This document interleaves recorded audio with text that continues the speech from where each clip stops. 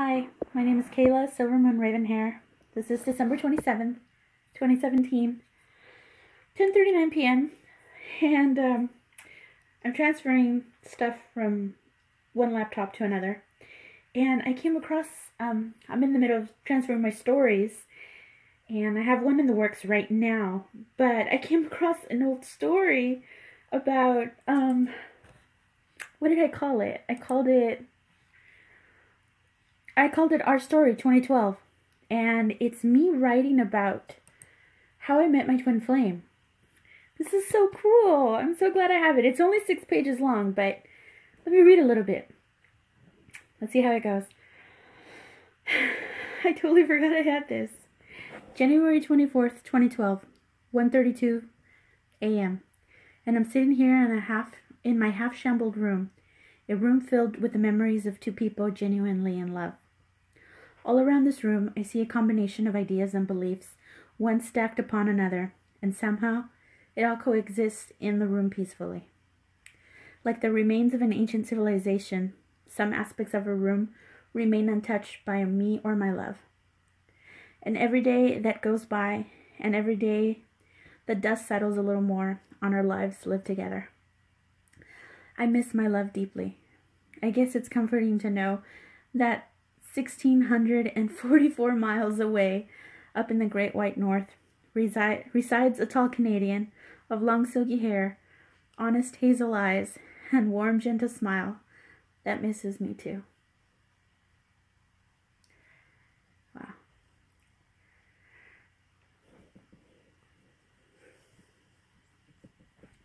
March 2nd, 2010.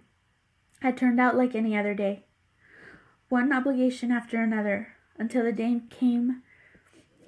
time came for her to do as she pleased. As part of her new taking charge of her life strategy, she decided on that very same day, that her blood elf, by the name of Unavi, would finally be transferred to the server she belonged in, Sentinels. No longer would her tune be bound by the empty memories that had long ago abandoned her on the server she was currently in. Oh, I moved her that day. Unavi's creator no longer felt the need to avoid her beloved tune, or the place her tune had resided for the last year since the breakup.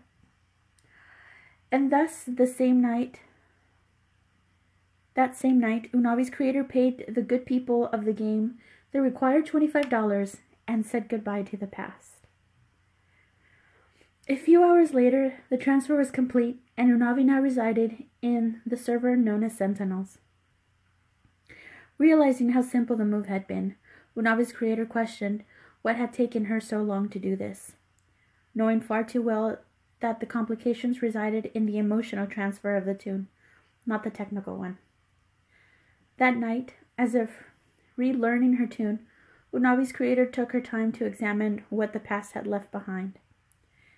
There, amongst potions and love letters by his ghost in Unavi's pocket, Unavi's creator finally found the strength to do away with it all. Unavi had a new lease in her digital life. With the little in her pocket and her old enchanted weapon, she set off to tackle the lands she had been deprived of for the past year. That night, after a few stumbles, close calls, and questing, Unavi's creator once again began to feel the bond that tied her to her tune, and in no time the rush of leveling up began.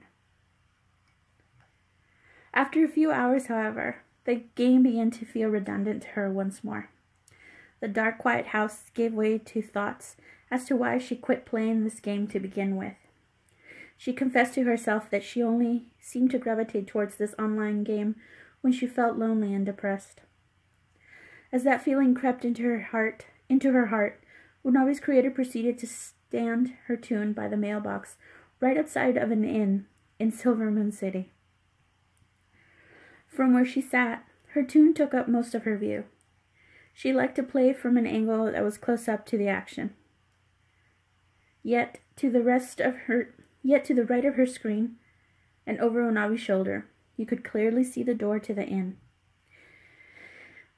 This would be Unavi's resting place for her first night back. Unavi's creator had every intention of logging out of the game, but instead, lost in thought, she leaned back in her computer chair and contemplated the misfortune that had befallen her the last 2 years in a row, and how they had all begun with this game. Part 2. As she sat there contemplating, lost in thought, as her tune idled away, all of a sudden, as suddenly as wind blows through one's hair, she had this strange, indescribable feeling, like a silent whisper telling her to look up, and thus she did. Staring at her monitor screen, she quickly realized another tune was in proximity, but she couldn't get a closer look at her, for her camera angle had been too close to her own tune. Curious to see who stood in the inn's door, Unavi's creator made a useless attempt to lean over Unavi's shoulder to take a peek at the stranger, only to realize how silly that was. Then, as quickly as this tune by the inn's door caught her eye, she realized this tune was interacting with her. Reading the words tilts his head curiously at you, Unavi suddenly smiled at the sense of playfulness as her curiosity threatened to suffocate her.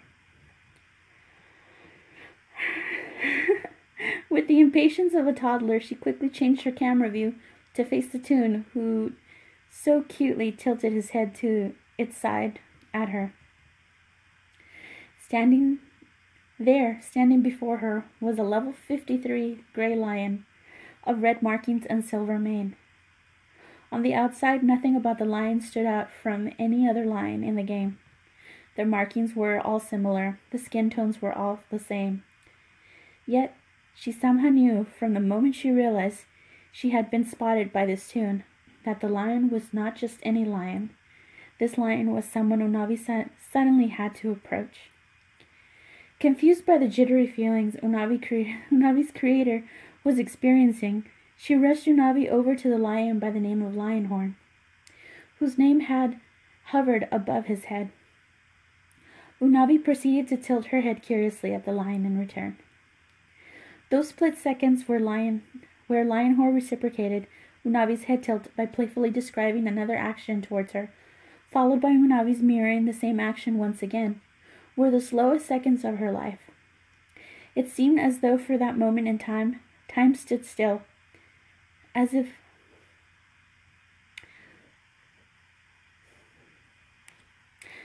attempting to allow the download of the many confusing emotions stirring within the two people behind the tunes. Wow. Okay, I wasn't expecting this. I need to pause. Okay, I'm ready. No more than a few minutes had gone by before Unavi's creator realized her heart was racing, and a very strange and unknown feeling had suddenly washed over her, engulfing her completely from head to toe. Unexpectedly, she felt shaky as she reached over to her keyboard and did what came naturally to her. She took pictures of what was happening, for she knew something deep inside this moment would be very important in her life. Unavi's creator tried to use caution as she did meeting new people in this game. It wasn't her custom to befriend random strangers, as she mostly kept to herself. However, for some strange reason, unbeknownst to her, she couldn't look away.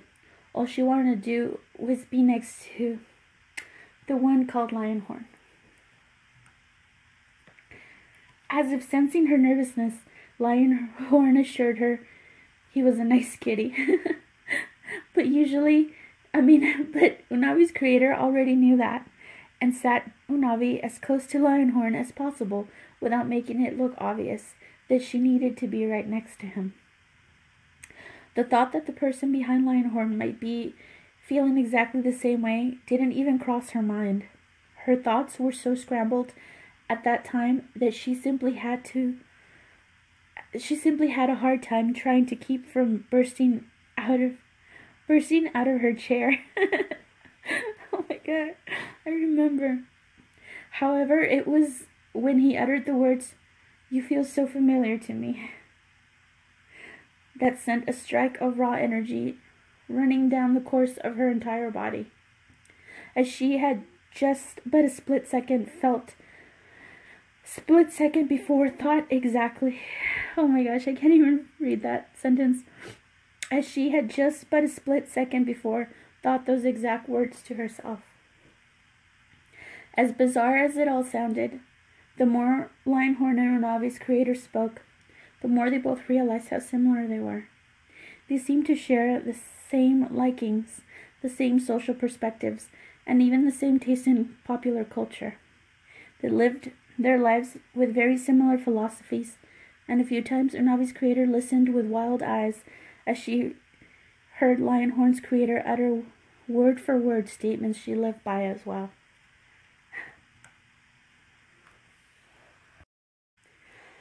After a few more minutes, they both confessed how it was they were physically feeling.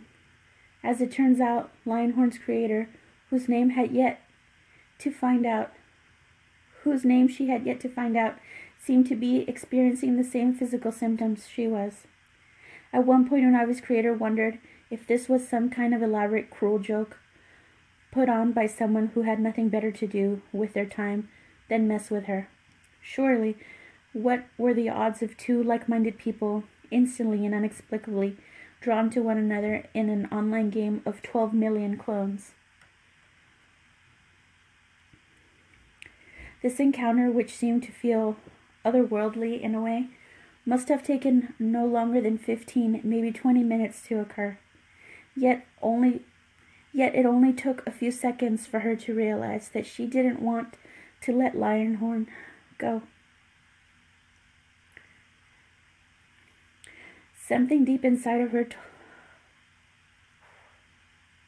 tell me about it, Chakra. Something deep inside of her told her that she needed to be with whomever was behind Lionhorn. The realization of such a powerful thought gave way to a flood of deep feelings that quickly took over her. Her breath became shallow, her pupils focused on the event taking place.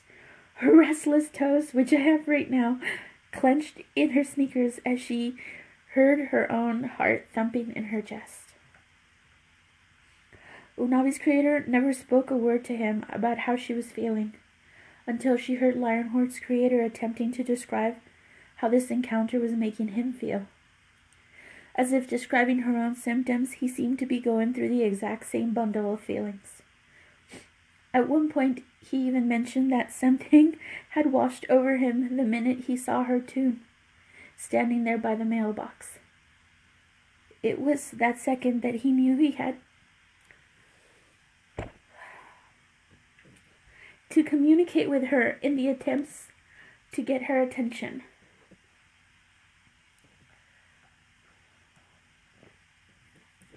Unavi and Lionhorn stood there, facing each other, as if they were the conduits from which both creators fed off of each other's energy on that night. They didn't know how or why this was happening. All they knew was that connection they both had just experienced was something amazing, not to be taken lightly. However, the first encounter was short-lived. Lionhorn expressed that he had to leave as he was expected somewhere else in the game. Those words made Unavi's creator cringe. What if she never saw Lionhorn again? The thought frightened her, as she didn't feel capable of being without the feelings this stranger had given her. However, intuitively, it seemed Lionhorn asked Unavi if he could please see her again. He promised he wouldn't be long and mentioned that he had added her as a friend in the game already. Unavi agreed to meet him later that night, but Lionhorn made her promise. It was obvious that he needed this too. Despite her racing heart, Unavi's creator smiled at the monitor screen and promised she would be there to see him once more. To make the encounter as magical as it began, just before Lionhorn took off, he turned around to face Unavi and said, "Glad I found you again." I'll see you later, okay?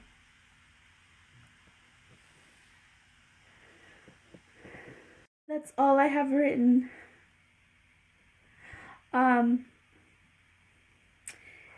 Everything else is titles for the next chapters. The Day That Changed My Life is the next one. And then subtitles. What is a soul twin / twin flame? Subtitles. Meeting in person.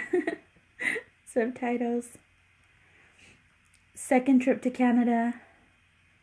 The ugly fight / Kamloops. The island.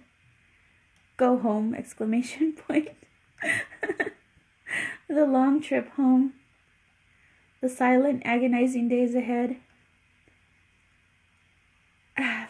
Lucas Part 1. Oh my goodness. A and L Part 2. 6 months later. Accidental webcam. Happy New Year's, baby. Kayla and my twin flame meet again. The end of 6 months. These are all titles. No Stronger Bond / The Plans.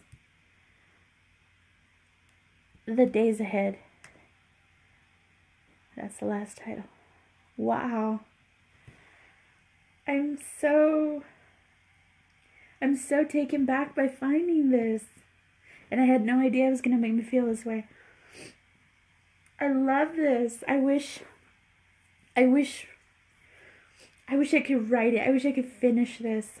All of it. I mean, it's so in my heart and soul.